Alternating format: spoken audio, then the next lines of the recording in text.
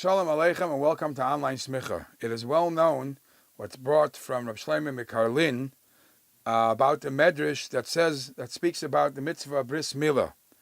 That when the Eibishter said to Eliyahu Hanavi that I would like for you to go to attend every bris milah, so Eliyahu Hanavi turns to Eibishter and says, Hashem, you know that I am a very zealous individual, and I'm very makpid that people sanctify your name. And I have a problem.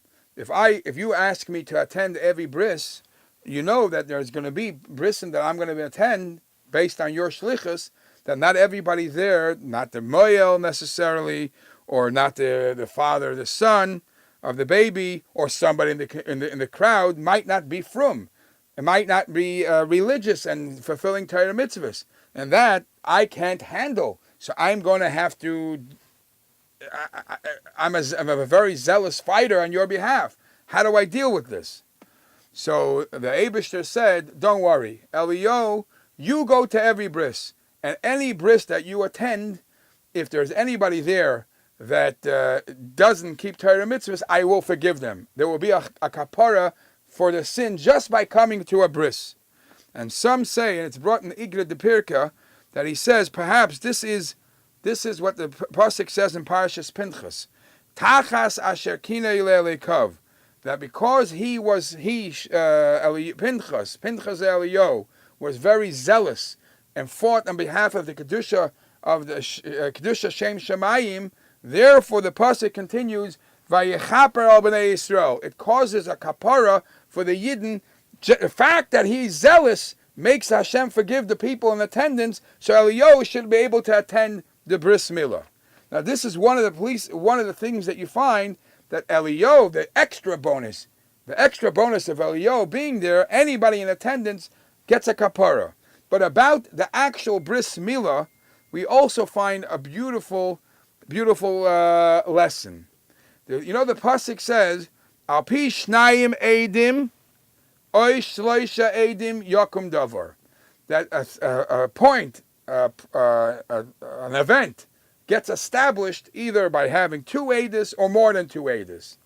Shnayim edim or shloish edim. You need to have at least the minimum is two witnesses, two edim. So the Hasidic Svarim interpret every yid has to have always with him the two edim, the two witnesses that he is a God-fearing representative of HaKadosh Baruch Hu. So during the week, we have the two representatives are the mitzvah of tefillin that we wear. That is one ois, one sign. And every male who has a bris milah has the second sign. So the two edim, the two testimonies, the two witnesses that he is a God-fearing person is the bris milah and the tefillin. On Shabbos, when we don't wear tefillin, we don't have to wear tefillin because Shabbos is that witness. So it says a beautiful vart from the Ava Shalom, from the Kosev Rebbe. They says the Torah says lo yachel dvarei, don't make your words cheap.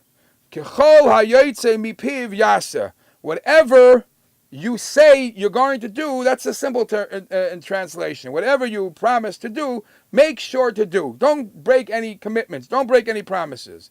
So he interprets this like this.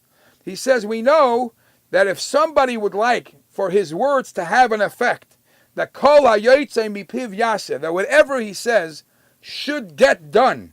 Like we know, tzaddik geyser, a tzaddik demands, and even though it's not part of the plan, a tzaddik could daven to Hashem and plea and demand, and HaKadosh Baruch Hu mekayim. But that is only, when is it that you have a power to be a geyser, is if lo yachel dvarei, if the davar, your words don't get cheapened, and it's the same words that are used in the Torah, al pi shnayim edim yakum davar. Your words become strength. You become strong. Your words become powerful. You are able to demand, and you're able to ask HaKadosh Baruch Hu for things if you stand strong with these two witnesses. You make sure you have a bris, and you make sure you wear tefillin. And on Shabbos, you don't wear tefillin, You have the mitzvah of Shabbos. Then your words don't become cheap, and whatever you ask for, whatever you ask for, Hashem will do.